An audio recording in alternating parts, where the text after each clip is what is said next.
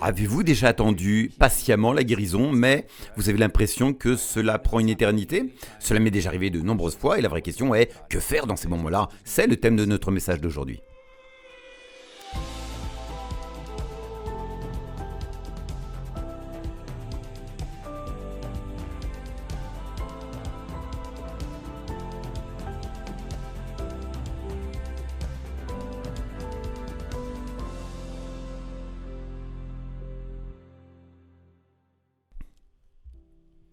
Bienvenue dans Charis Daily, je m'appelle Daniel Bennett et je suis heureux de vous voir. Je ne serai probablement pas un intervenant régulier dans cette émission, mais je reviendrai de temps en temps et je suis impatient de partager ces moments avec vous. Le sujet d'aujourd'hui est donc que faire quand votre guérison prend du temps à se manifester. Parfois, il peut vous arriver de recevoir ce en quoi vous appliquez votre foi envers Dieu pour recevoir immédiatement. D'autres fois, cela peut prendre des semaines, des mois, voire des années. Et cela peut s'appliquer en fait à n'importe quel domaine, les finances, les relations, la paix, les émotions, la destinée, le mariage ou toute autre promesse de Dieu en faveur de laquelle vous exercez votre foi. Cependant, je souhaite me concentrer aujourd'hui spécifiquement sur la guérison. Mais si ce que vous attendez relève d'un autre domaine, remplacez simplement la guérison par le sujet concerné. Et la guérison en particulier peut sembler parfois plus pressante. Nous savons que Dieu veut nous guérir maintenant et cela peut être frustrant, décevant ou décourageant. On peut être attaqué de différentes manières quand on ne voit pas de résultat immédiatement. Un espoir différé rend le cœur malade. Je veux donc parler de cela aujourd'hui. Le premier verset que nous allons lire est Galates 6, 9. « Ne nous lassons pas de faire le bien, nous récolterons au temps opportun si nous ne nous décourageons pas. » Vous connaissez peut-être déjà ce verset, mais nous ne voulons pas nous lasser, nous ne voulons pas abandonner et dire « bon, cela ne s'est pas passé immédiatement, alors j'abandonne, ça n'a pas marché ». Non, nous savons que la parole est vraie. J'y reviendrai dans un instant, car il ne s'agit pas de parler du problème, mais de savoir quoi faire dans ce genre de situation. Donc, nous ne voulons pas perdre courage, nous ne voulons pas nous décourager en restant dans la foi pour les promesses que Dieu nous a faites. Nous savons que la maladie ne vient pas de Dieu. Si vous avez écouté d'autres enseignants parler de la guérison, vous savez déjà beaucoup de choses à ce sujet. Ce que je le veux maintenant. Dieu veut que je l'aie maintenant, il veut que je sois guéri plus que moi-même, je le souhaite. Pourtant, si l'on combine cela avec Proverbe 13, 12, qui dit « Un espoir différé rend le cœur malade », alors parfois, si notre espoir est retardé, différé, cela peut commencer à nous peser et l'on dit « je reste dans la foi » et cela ne s'est toujours pas réalisé. Cela peut concerner plusieurs domaines. Par exemple, si vous croyez en Dieu pour concevoir un enfant avec votre conjoint, et certaines personnes qui passent dans cette situation attendent et cela devient difficile. Nous pouvons devenir tentés d'être découragés. Et dans ces moments-là, le manque de progrès peut faire plus de mal que le problème initial en faveur duquel vous exercez votre foi. Parfois, ne pas voir se réaliser ce pourquoi vous aviez foi au moment souhaité peut blesser davantage votre cœur si vous ne gardez pas votre cœur. Car la déception pourrait durer 20 ans, bien après que vous ayez surmonté la difficulté initiale. À ce stade, je ne traite pas encore le problème, j'essaie simplement de voir si cela vous parle. Si un espoir différé crée une fissure dans notre fondation, cela peut s'aggraver avec le temps, si l'on ne l'aborde pas de la bonne manière. Et c'est ce dont je veux parler. Comment éviter cela? Comment s'assurer que cela ne crée pas de fissure dans notre fondation qui pourrait affecter notre confiance en Dieu? Si une fissure se creuse trop, elle peut entraîner des problèmes bien plus graves que prévu. Les choses solides peuvent commencer à s'effondrer si on laisse une fissure sans traitement. C'est donc vraiment important.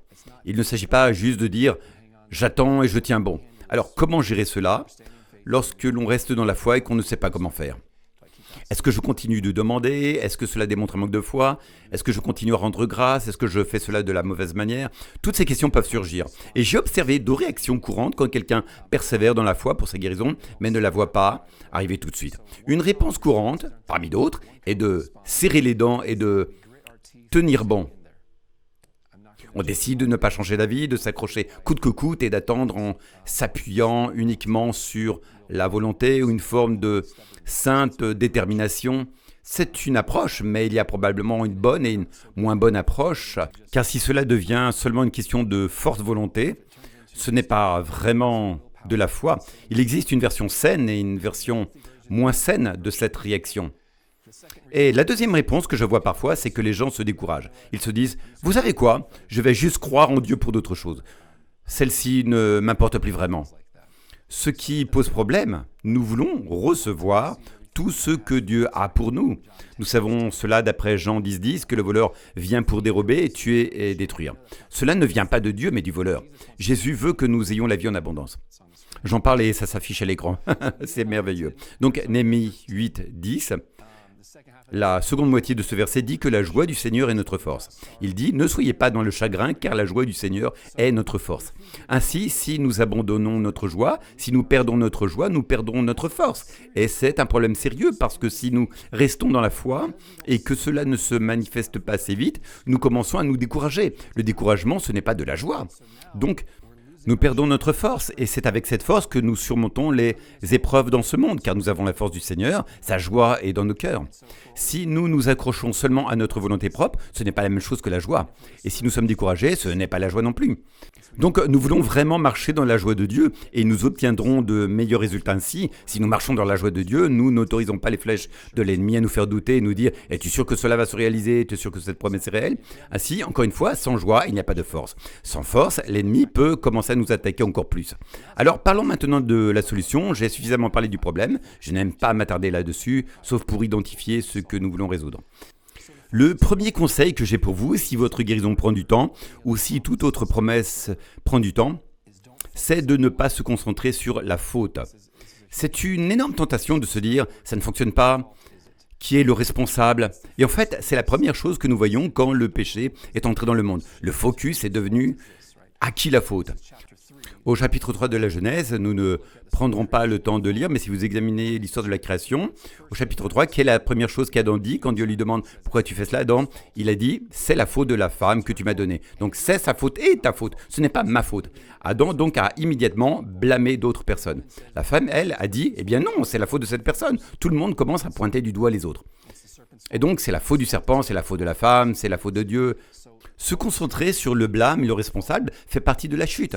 Et parfois, il est très tentant de dire « j'essaie de comprendre où ça ne va pas, donc je dois trouver qui blâmer ». Nous détournons notre attention et nous devenons des accusateurs. Et ce n'est pas comme ça que l'on marche dans les plus grandes promesses de Dieu, en disant « est-ce ma faute, ta faute, leur faute, la faute de Dieu ?» Et nous commençons à chercher tous les responsables, à nous fâcher contre les gens, à nous offenser. C'est une réaction très naturelle, et je veux dire naturelle dans un sens déchu. C'est une réaction charnelle de vouloir immédiatement trouver un coupable. Maintenant, il existe une version saine de cette réaction qui consiste à dire « est-ce quelque chose que je peux contrôler ou non ?» Donc il n'est pas toujours mauvais d'essayer de se demander « y a-t-il quelque chose que je puisse faire ?» Mais ce que je dis, c'est qu'il y a ce désir naturel de commencer immédiatement à pointer du doigt et à blâmer les autres quand on ne voit pas ce que l'on espère se réaliser. Et on voit cela en politique, dans les églises, dans le gouvernement. Les choses ne vont pas comme je pense qu'elles devraient aller. Qui est le responsable? Au lieu de dire comment résoudre ce problème, c'est tellement facile de dire qui est responsable. Même au travail, vous savez, l'instinct naturel est de se demander à qui revient la faute. Mais dans un environnement sain, on ne se concentre pas tant sur cela, peu importe qui a fait l'erreur. Bien sûr, il y a une place pour trouver, par exemple, qui a fait l'erreur pour améliorer les choses en milieu professionnel, par exemple. Mais attaquer systématiquement une personne ne résout pas le problème. Et même se critiquer soi-même. Même si vous dites « c'est ma faute, je ne vaux rien, je n'ai pas assez de foi, je ne fais pas les choses assez bien, il n'y a aucune chance que je reçoive les promesses de Dieu », ce sont des spirales qui ne viennent pas de Dieu. Ce n'est pas ainsi que Dieu nous encourage, en nous poussant à nous introspecter, à nous blâmer nous-mêmes. C'est une manière de penser très déchue. Est-ce la faute de Dieu? Est-ce la vôtre? Est-ce la faute de quelqu'un d'autre? Les gens vont très loin dans ce genre de réflexion et disent « Eh bien, est-ce parce qu'il y a un péché caché dans ta vie ?» Dans certains cercles chrétiens, si vous dites que vous vous tenez en faveur de la guérison, ils diront que c'est à cause de vos péchés ou qu'il y a un péché caché dans votre vie. Vous devriez avoir mérité cela, vous devez avoir fait ceci et cela. Et ce n'est pas la bonne approche d'en venir immédiatement à accuser les gens, n'est-ce pas? C'est ce que l'on voit avec Job et ses amis qui se sont immédiatement retournés contre lui. On dit que cela devait être de sa faute parce que de mauvaises choses n'arrivent qu'aux mauvaises personnes, après tout, selon eux. Mais nous vivons dans un monde déchu. Ce qui arrive n'est pas toujours le résultat de quelque chose que quelqu'un a mérité. Il y a des choses qui se produisent parce que nous vivons dans un monde déchu. Encore une fois, si vous blâmez vous-même, vous pouvez vous poser des questions comme n'ai-je pas assez de foi ?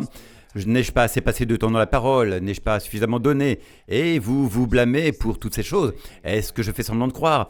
Suis-je dans la foi ou dans le doute ? Vous entreprenez de vous dévaloriser. Et l'ennemi peut nous ralentir d'un petit peu et soudain nous nous laissons emporter. Nous nous dévalorisons et ce n'est pas la façon dont nous voulons progresser. J'ai souvent constaté que... je vais passer cette partie. Je vais la résumer. Mais souvent, les personnes qui luttent contre la condamnation jugent aussi les autres. Parce que généralement, vous traitez les gens de la même manière dont vous vous traitez vous-même. Donc, si vous remarquez que vous êtes sévère envers les autres et qu'à la minute où quelque chose de mauvais leur arrive, cela doit être à cause de ceci, de cela, qui n'ont pas vraiment la foi.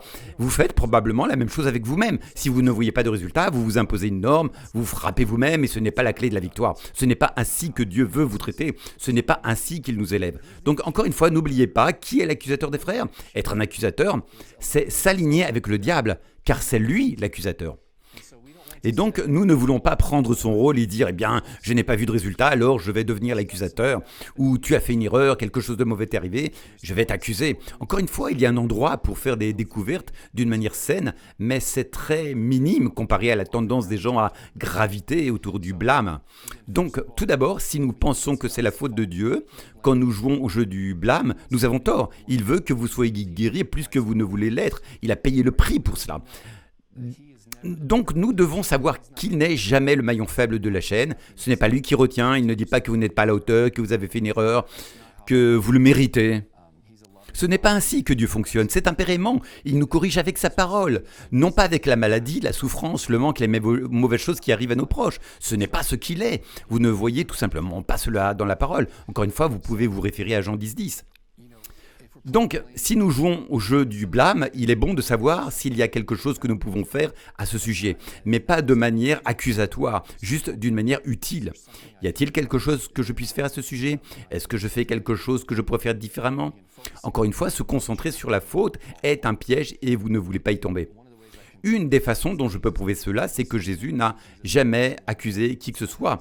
Jamais vous ne verrez Jésus se concentrer sur la faute. Ce n'est pas ainsi qu'il a libéré les gens. Si vous y réfléchissez, le blâme est vraiment une forme de légalisme. Parce que ce que vous dites, c'est que si faire des mauvaises choses vous a valu que cela arrive, ou si ne pas faire assez de bonnes choses vous a valu cela, ou si ne pas faire assez de bonnes choses est ce qui vous empêche de recevoir ces promesses, ce que vous faites, c'est que vous adoptez une mentalité de mérite. Et cela s'appelle le légalisme. Vous devez gagner l'amour de Dieu, vous devez gagner les promesses de Dieu. C'est donc une façon de vivre malsaine. Vous ne voulez pas tomber dans le légalisme. Encore une fois, si vous vous comportez naturellement à accuser les gens lorsqu'ils ne voient pas de résultats dans leur vie, ou si vous vous comportez à vous accuser lorsque vous ne voyez pas de résultats dans votre propre vie, cela est probablement une forme de légalisme et vous voulez vous en libérer.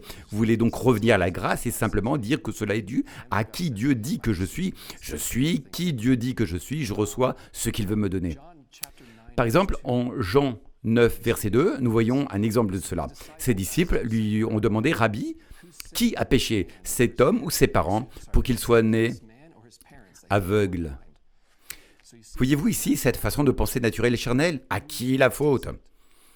Et Jésus, que dit-il ? Ni l'un, ni l'autre. Au verset 3, il répond et dit « Ni cet homme, ni ses parents n'ont péché, mais c'est afin que les œuvres de Dieu soient révélées en lui. Il faut que je fasse les œuvres de celui qui m'a envoyé pendant qu'il fait jour. La nuit vient quand personne ne peut travailler. » Il se concentre donc sur la faute. Vous ne voyez jamais Jésus interroger les gens sur leurs péchés, leur sainteté, leurs bonnes œuvres pour déterminer s'il allait les guérir. Donc, tu es venu à moi, je vais te guérir. Vous devez donc venir à lui.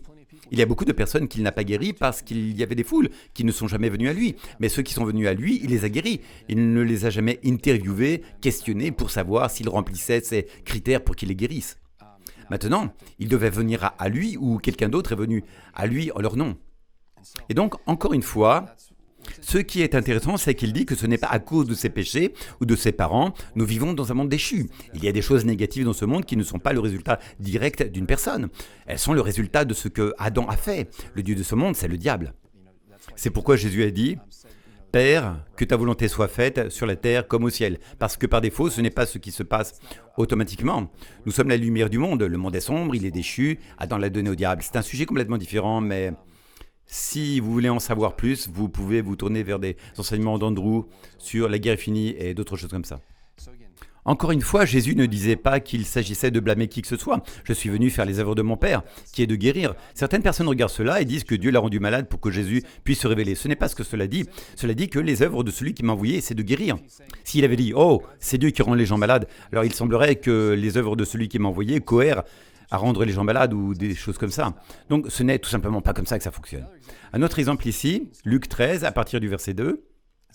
Jésus répondit et leur dit: pensez-vous que ces Galiléens étaient de plus grands pécheurs que tous les autres Galiléens parce qu'ils ont souffert de telles choses?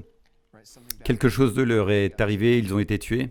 Et donc il dit, pensez-vous qu'ils étaient pires que les autres? Au verset 3, je vous le dis, non. Mais si vous ne vous repentez pas, vous périrez de la même manière. Ou ceux qui ont été tués par la chute de la tour de la Siloé, pensez-vous qu'ils étaient de plus grands pécheurs que tous les autres hommes qui habitent Jérusalem? Je vous le dis, non, mais si vous ne vous repentez pas, vous périrez de la même manière. Donc il dit que ces deux tragédies, des gens tués et une tour qui tombe sur des gens, pensez-vous que c'est parce qu'ils étaient de plus grands pécheurs? Il a dit non. Donc parfois des choses mauvaises arrivent simplement parce que nous vivons dans un monde déchu. C'est pourquoi Jésus essaie de nous sauver et il finira par détruire ce monde et en créer un nouveau, parce que c'est un monde déchu. Il dit que ce n'est pas parce qu'ils l'ont gagné ou mérité. Plus que quiconque, il dit que Dieu fait pleuvoir sur les justes et les injustes. Dieu aime tout le monde, il veut que tout le monde soit sauvé. Tout le monde ne reçoit pas cela, tout le monde ne reçoit pas le salut, tout le monde ne reçoit pas la guérison, mais Dieu veut cela pour tout le monde. Nous vivons dans un monde déchu où les gens ont le libre arbitre et où certaines choses négatives se produisent parce que les gens choisissent de faire des choses négatives. D'autres choses se produisent simplement parce que nous vivons dans un monde déchu où il y a le péché, la maladie, la confusion, l'obscurité. Encore une fois, nous sommes la lumière du monde, donc nous pouvons surmonter ces choses. Mais par défaut, le monde s'effondre. Des choses se produisent dans le monde que Dieu ne veut pas qu'il nous arrive et il veut que nous soyons la lumière qui surmonte cela. Donc, encore une fois, nous vivons dans un monde déchu. Certaines personnes ont un pilier qui leur tombe dessus. Cela peut arriver à des justes comme à des injustes. Cela n'a rien à voir avec cela. Il y a des choses qui se produisent dans le monde qui sont négatives. Encore une fois, si nous voyons que quelqu'un a un accident ou quelque chose de mauvais qui lui arrive, qu'il est malade, qu'il a une malformation, cela ne vient pas de Dieu si vous dites que cela doit être à cause du péché, qu'il le mérite. Tout le monde est né perdu et dans l'obscurité. Ils ne l'ont pas mérité. C'est quelque chose qui est entré dans le monde à cause d'Adam. Et donc, encore une fois, ne vous concentrez pas sur le blâme parce que vous voyez que Jésus ne se concentre pas sur le blâme. Il se concentre sur la solution, peu importe d'où cela vient. Nous savons tous que cela vient finalement du péché et que Jésus est la lumière. Nous sommes un corps, n'est-ce pas? Le corps, si vous êtes chrétien, vous faites partie du corps du Christ. Donc, si un pilier tombe sur mon pied, je ne regarde pas mon pied en disant « Eh bien, pied, tu m'as vraiment déçu, tu l'as bien mérité. » Non, tout le corps souffre. Si quelqu'un dans le corps du Christ traverse des difficultés, nous ne devrions pas le regarder en disant « Eh bien, tu as fait une erreur, tu le mérites. » Non, nous devrions tous souffrir ensemble. Nous avons tous de la compassion. Alors nous allons t'aider à te relever. Nous devrions veiller les uns sur les autres sans se condamner et se pointer du doigt. Je fais référence à d'autres personnes, mais bien souvent, nous le faisons à nous-mêmes en disant « Eh bien, quelque chose de mauvais m'est arrivé, j'ai dû faire cela. » Et nous nous concentrons beaucoup sur le blâme, sur la faute. N'ai-je pas assez de foi? N'ai-je pas assez confessé? N'ai-je pas pris assez d'autorité? Quoi que ce soit, ce n'est pas utile. Il n'est vraiment pas utile de disséquer combien vous avez échoué. Il est utile de se concentrer sur la solution, pas de se détruire à cause du problème. Donc, encore une fois, si votre pied est écrasé par un pilier, vous devriez aider votre pied à se rétablir, pas le condamner. Donc, c'est le premier point. Ne vous concentrez pas sur la faute. Si votre guérison prend du temps, ne vous concentrez pas sur la faute. Le deuxième point est ne laissez pas ce que vous ne comprenez pas détruire ce que vous comprenez. Il y a beaucoup de choses dans ce monde qui peuvent se produire et nous disons je ne sais pas vraiment pourquoi cela s'est produit. Si vous dites je crois à la guérison, je ne crois pas à la maladie et que vous toussez ou éternuez ou que vous ressentez une douleur dans votre corps, ne laissez pas ce que vous ne comprenez pas détruire ce que vous comprenez. Donc, restez ferme sur ce que vous savez avec certitude, avec assurance. C'est pourquoi il est si important d'avoir une fondation solide dans la parole. C'est pourquoi vous devez vous nourrir dans la parole, écouter de bons enseignements, aller dans une bonne église, peut-être pourquoi pas faire une école biblique. C'est si important, car vous voulez cette fondation solide dans votre cœur afin qu'elle soit inébranlable. Parce que sinon, si vous avez une fondation instable, ou au moment où vous serez confus au sujet de quelque chose, tout se détruira. Donc, quand vous ne savez pas ce qui se passe ou pourquoi quelque chose ne se produit pas aussi vite que vous le souhaitez, ce que vous devez faire, c'est vous concentrer sur ce que vous savez avec certitude. Si vous luttez contre la maladie, si vous tenez ferme dans la foi en faveur d'une promesse et que cela ne se produit pas, au lieu de vous concentrer sur le blâme, la faute, commencez à vous concentrer sur ce que vous savez avec certitude et dites « Et je sais avec certitude que Dieu est bon, avec certitude qu'il m'aime, avec certitude qu'il a pourvu à tout. » Que savez-vous avec assurance qui est inébranlable? Et reposez-vous dessus au lieu de laisser l'ennemi vous détruire avec ce que vous ne comprenez pas. Dites, je ne comprends pas tout, mais je sais ceci et cela vous donne un avantage certain. Ainsi, vous avez une fondation sur laquelle vous pouvez commencer à déterminer comment avancer à partir de cela. Proverbe 18:10 dit que le nom du Seigneur est une tour forte. Le juste y court et est en sécurité. Le nom du Seigneur est une tour forte. À quoi sert une tour forte? Vous y courez et vous vous cachez lorsque vous êtes attaqué. Parfois dans la vie, des choses se produisent et nous disons « Je ne sais pas comment cela s'est produit. Ce n'est pas ce en quoi je crois, ce n'est pas ce que je sais que Dieu m'a promis. Je ne sais pas comment cela s'est produit, n'est-ce pas ?» J'ai en quelque sorte été frappé par surprise par l'ennemi. Juste parce que le voleur n'a aucune autorité ne signifie pas qu'il n'essaie pas de s'en prendre à nous. Et donc parfois, le voleur nous frappe par surprise et nous devons réagir. Réagissons-nous en disant « Oh mon Dieu, le voleur a volé cela chez moi. Peut-être que c'était le sien depuis le début, peut-être que cela ne m'appartenait pas. » Non, nous ne voulons pas remettre tout cela en question. Nous retournons vers notre tour forte et disons « Je sais avec certitude que cela m'appartient et je vais me battre pour le récupérer. » Donc encore une fois, le nom du Seigneur est une tour forte. Le juste y court et est en sécurité, n'est-ce pas? Qui est Jésus? Quel est son nom? Quelle est son identité? Qui est-il? Qui suis-je? Que m'a-t-il fait? Nous voulons nous concentrer sur l'identité, ne pas laisser l'ennemi nous déchirer. Donc encore une fois, vous ne vivez pas toujours dans une tour forte, n'est-ce pas? Si vous avez une tour forte, vous sortez toujours de celle-ci, vous allez à la ferme et vous faites d'autres choses. Mais lorsqu'il y a une attaque, vous y retournez. La manière dont j'interprète cela, c'est que vous vivez dans votre vie dans la lumière débordante d'amour, mais si jamais il y a un moment où quelque chose se produit que vous ne vouliez pas et qui vous laisse confus, retournez à la sécurité de ce que vous savez, d'accord? Quand tout échoue, je sais que Dieu est bon, je sais qu'il m'aime, je sais qu'il est amour. Et donc, je ne comprends peut-être pas cette situation en ce moment, mais je sais cela et je vais en faire mon refuge. Cela va garder mon cœur protégé au milieu de cette tempête que je ne comprends pas en ce moment. Et cela pourrait concerner une relation avec votre famille, votre mariage, peut-être quelque chose qui concerne vos enfants, des problèmes physiques, toutes sortes de choses. Donc, c'est la même chose avec Dieu. Il peut y avoir des domaines où nous grandissons et commençons à avoir du succès, de la victoire, à marcher dans plus de vie et d'abondance. Mais si jamais ces choses sont attaquées, vous revenez aux choses sur lesquelles vous êtes absolument certain, solide, où vous dites « Je n'ai aucun doute dans mon esprit que Dieu m'aime et qu'il est bon. Je vais m'accrocher à cela pour ma vie. Et pendant que d'autres choses sont secouées dans ma vie, et cela me donnera une position de force pour retourner là-bas et vaincre l'ennemi. » Donc accrochez-vous à ce que rien ne peut ébranler. C'est un peu comme l'armure spirituelle, si tout le reste échoue, accrochez-vous à ce casque du salut. Je ne sais pas ce qui se passe ici, apparemment quelques flèches ont réussi à passer, peut-être que je crois à un mensonge ou deux, mais je sais avec certitude que j'ai toujours mon casque du salut, je suis toujours sauvé. Au bout du compte, je vais passer l'éternité avec Jésus. Comme Andrew le dit souvent, le pire qui peut arriver, c'est que vous passiez l'éternité avec Jésus un peu plus tôt. Donc au bout du compte, ce n'est pas si mal. Même si la seule chose que vous savez, c'est que Dieu est bon, alors Dieu est bon. Je ne sais pas comment cette circonstance a un sens en ce moment, mais je sais que Dieu est bon. Accrochez-vous à cela. Et sur cette base, vous entreprenez de construire et reconstruire tout ce qui était détruit, car il a déjà tout vaincu. Ce n'est jamais lui. Comme je l'ai dit, il n'est jamais le maillon faible. Donc ce n'est pas l'ennemi qui a autorité de faire cela. Si jamais il réussit à passer, c'est parce que nous n'avons pas de révélation dans certains domaines ou que nous avons accidentellement cru un mensonge dans un domaine. Nous vivrons dans un monde déchu, quelque chose de fou vient de se produire dans ma vie, et cela nous a pris au dépourvu. Nous retournons à notre sécurité et nous reconstruisons à partir de là. Donc oui, vous pouvez dire, je ne comprends pas la tempête, mais je sais que Dieu est bon. C'est un bon point de départ. Sinon, nous nous faisons battre, et battre encore et encore, et puis nous commençons à nous poser des questions et à dire, Dieu est-il bon? Je ne sais pas, est-il bon? Si vous ne courez pas vers votre tour forte, elle est maintenant vulnérable. Alors retournez à votre tour forte, ne laissez pas ces choses vous ébranler. Et donc, vous ne voulez pas que l'ennemi commence à vous faire douter des choses que vous savez avec certitude en disant « Suis-je guéri? Dieu est-il bon? Suis-je digne ?» Non, ne laissez pas ces choses être remises en question. Et vous voulez élargir ce que vous savez avec certitude, n'est-ce pas? Plus vous grandissez et mûrissez dans le Seigneur, plus les choses deviennent solides et vous êtes comme « Non, Je ne peux pas être ébranlé sur ce domaine ou d'autres choses. Donc encore une fois, comme une forteresse, comme toute forteresse que vous voyez dans les films, ou si vous êtes allé dans de vieux châteaux ou quelque chose du genre, typiquement un château, c'est une forteresse qui a un mur extérieur, puis un mur intérieur. Et ensuite, le château lui-même a une tour. Et donc, plus nous mûrissons en Christ, plus tout cela devient fort. Mais si l'ennemi parvient un jour à nous surprendre et que nous ne faisons pas attention, nous avons peut-être négligé un domaine de notre vie et l'ennemi y entre dans un domaine où nous ne y attendions pas, nous retournerons aux choses que vous savez avec certitude. Et s'il continue à vous attaquer, vous continuez à revenir. Je peux m'appuyer sur une fondation solide, n'est-ce pas? Le rocher inébranlable. Je veux que ma maison soit sur le rocher. Donc si tout échoue, nous savons ce que nous savons avec certitude.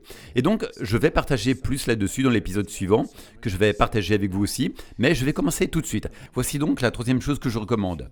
Si vous ne savez pas pourquoi votre guérison prend du temps, vous devez changer de voie. Que veux-je dire par là?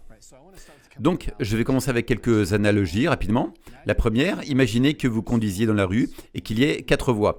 Et vous êtes dans la voie du milieu et tout d'un coup, il y a un barrage routier. Que faites-vous? Si vous conduisez simplement sur une route et que vous êtes dans une voie où il y a des travaux, que faites-vous? Changez de voie. Mais vous pourriez dire, oui, mais j'ai vraiment besoin d'être dans cette voie, et parce que je voudrais tourner plus loin. D'accord, alors nous allons changer de voie pour l'instant, et plus tard, une fois que cela sera dégagé, vous pourrez revenir dans la voie où vous devez être. J'espère que cela a du sens. Qu'est-ce que je veux dire par là? Parfois, nous pouvons nous fixer tellement sur un sujet, vous pourriez dire, j'ai besoin de guérison pour mon genou gauche. Et jusqu'à ce que j'obtienne la guérison pour mon genou gauche, tout ce que je vais étudier, c'est la guérison. Tout ce sur quoi je vais me concentrer, c'est la guérison. Chaque fois que je parle avec Dieu, ce sera à propos de mon genou gauche. C'est la seule chose dont je vais parler. La seule chose pour laquelle je vais prier, la seule chose pour laquelle j'ai de l'espoir. Chaque fois que je donne, je vais donner en pensant à ça. Chaque fois que je lis, je vais lire en pensant à ça.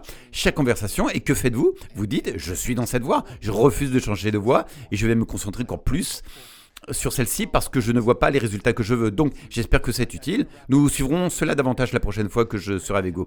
En attendant, ne perdez pas courage, restez dans la foi, ne renoncez pas à ce que vous savez avec certitude, juste parce que vous ne le voyez pas assez vite. Ayez une bonne journée.